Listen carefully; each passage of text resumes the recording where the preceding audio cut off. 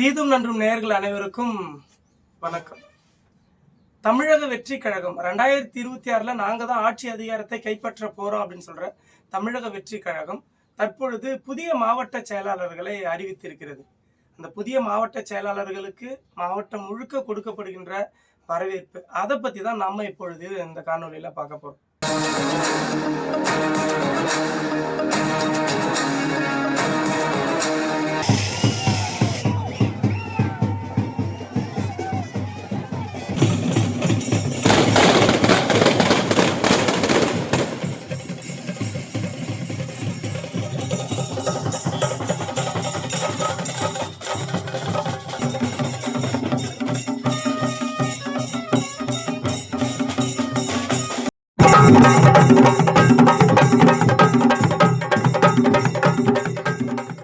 நம்ம மாநிலத்துல திரு நிரஞ்சன் அவர்களுக்கு மாவட்ட செயலாளராக அறிவிச்சிருக்காங்க.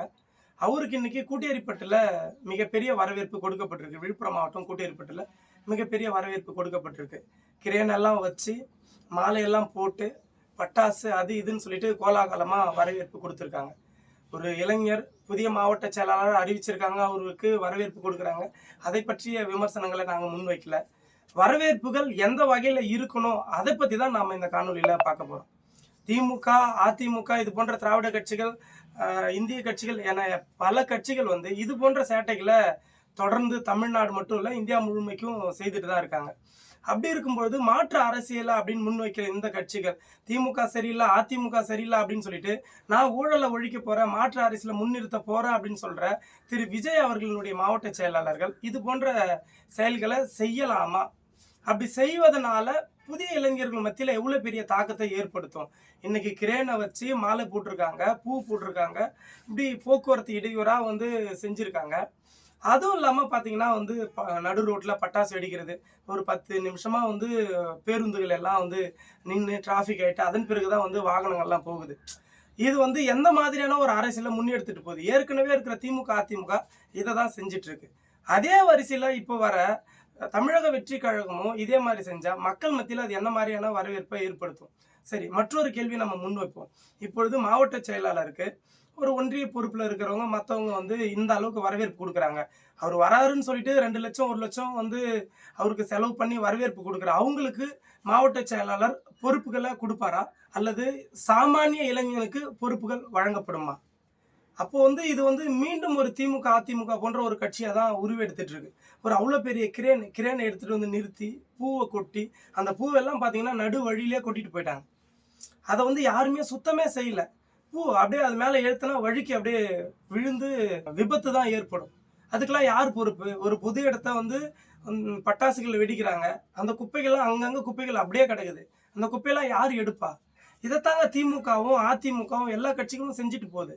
அப்படி இருக்கும்போது மீண்டும் தமிழக வெற்றி கழகமும் அதே மாதிரி செஞ்சா இது எந்த மாதிரியான ஒரு அணுகுமுறை? ஏற்கனவே ரசிகர் மன்றமா இருக்கும் பொழுது எப்படி பதாகைக்கு பால் ஊத்துனாங்களோ, கட் அவுட்டுக்கு பால் எல்லாம் ஊத்தி அந்த சேட்டைக்கெல்லாம் பண்ணாங்களோ, அதே மாதிரியே ஒரு கட்சியா மாறின பிறகும் கழகமா அறிவித்த பிறகும் இதே மாதிரி தொடரும் பொழுது ரசிகர் அப்படின்றத தாண்டி என்னை போன்ற ஆட்கள், ஒரு பொது ஆட்கள், XYZ யாராவது ஒரு சாமானிய மனிதர்கள் உள்ள வரும்பொழுது அவங்க இதுல எப்படி நீடித்து நிற்க முடியும்?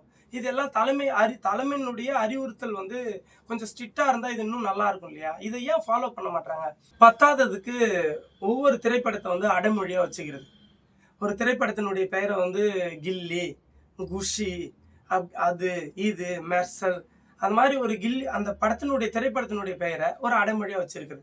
நீங்க ரசிகர் மன்றமா இருக்கும் பொழுது, ரசிகர்களா இருக்கும் பொழுது அந்த படத்தினுடைய ஈர்ப்பால வச்சிருந்தீங்க, அதை நாங்க விமர்சிக்கல. இப்போ ஒரு கழகமா அறிவித்த பிறகு மீண்டும் அதே மாதிரி அந்த மாதிரி வச்சிருந்தா இது மக்கள் மத்தியில எப்படி ஒரு கோமாளியா பார்க்க மாட்டாங்களா?